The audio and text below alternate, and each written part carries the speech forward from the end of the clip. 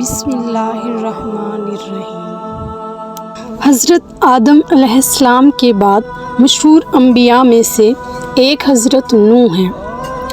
حضرت نوح کا اصل نام عبدالغفار تھا، لیکن آپ اپنی قوم اور آخرت کی فکر میں بہت زیادہ رویا کرتے تھے، اس لیے اللہ تعالیٰ نے قرآن مجید میں آپ کو نوح کے نام سے یاد کیا۔ قوم نوح میں شرک کی ابتدا اس طرح ہوئی کہ 5 افراد قوم نوح میں نیک لوگ تھے۔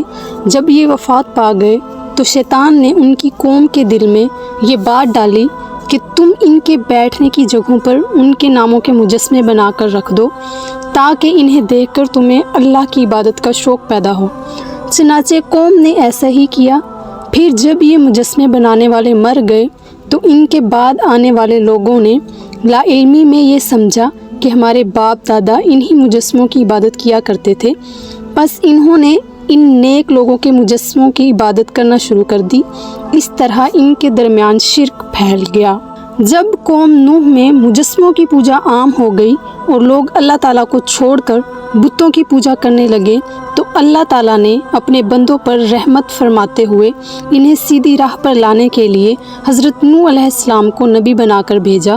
جب اللہ تعالیٰ نے حضرت نوح علیہ السلام کو نبی بنا کر بھیجا تو انہوں نے اللہ تعالیٰ کے حکم کے مطابق سب سے پہلے اپنی قوم کو اللہ تعالیٰ کی توحید کی طرف بلایا، اور وہ لوگ اللہ تعالیٰ کے ساتھ جنہیں شریک ٹھہرا رہے تھے ان کی عبادت کرنے سے منع کیا۔ حضرت نوح علیہ السلام نے نبوت ملنے کے بعد اپنی قوم کی خیر خواہی کرتے ہوئے انہیں اللہ تعالیٰ کا پیغام پہنچایا، مگر قوم نے سرکشی کا مظاہرہ کرتے ہوئے آپ کو جھٹلایا اور آپ کی مخلصانہ دعوت کو ماننے سے انکار کر دیا اور آپ کے نبی ہونے پر مختلف شبہات کا اظہار کیا۔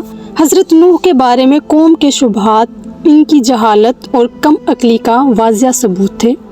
حق حق ہی ہوتا ہے، چاہے اس کی پیروی قوم کے امیر لوگ کریں یا غریب۔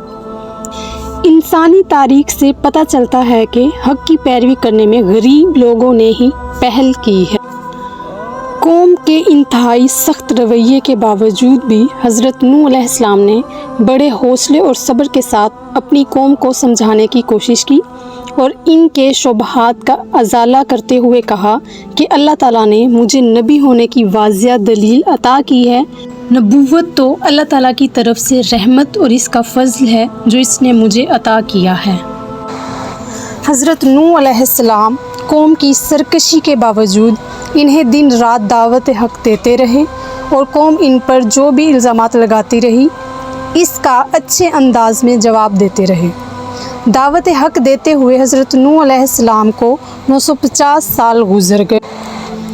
جب حضرت نوح علیہ السلام کی دن رات دعوت ایمان اور بے مثال کوشش کے باوجود قوم نے دعوت ایمان قبول کرنے کی بجائے عذاب کا مطالبہ کر دیا اور اللہ تعالیٰ نے بھی بذریعہ وحی آپ کو آگاہ کر دیا کہ جن کی قسمت میں ایمان تھا وہ لا چکے، اب مزید ایمان نہیں لائیں گے۔ حضرت نوح علیہ السلام نے اپنے لیے مدد کی درخواست کی تو اللہ تعالیٰ نے فوراً قبول کی اور آپ کو ایک کشتی بنانے کا حکم دیا۔ حضرت نوح علیہ السلام اللہ تعالیٰ کے حکم کے مطابق ایک ایسے میدان میں کشتی تیار کرنے میں مصروف ہو گئے جہاں دور دور تک کشتی چلانے کے لیے پانی موجود نہیں تھا۔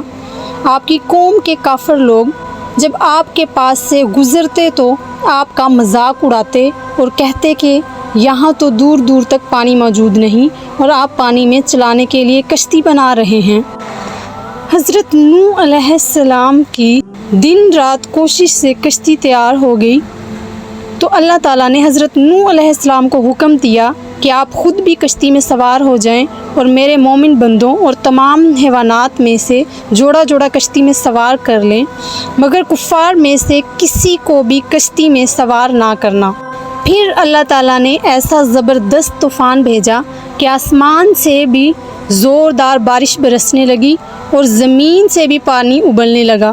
چند لمحات کے اندر پانی اتنا زیادہ ہو گیا کہ اللہ تعالیٰ کے حکم سے کشتی تیرنے لگی۔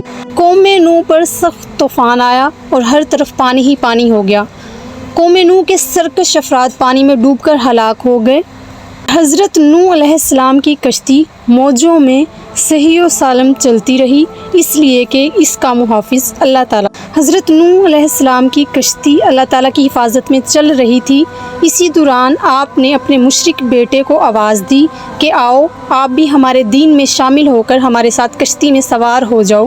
بیٹے نے اس نازک موقع پر بھی اپنے باپ کی دعوت کو رد کر دیا اور اپنے ہاتھوں اپنی ہلاکت کو مول لیا۔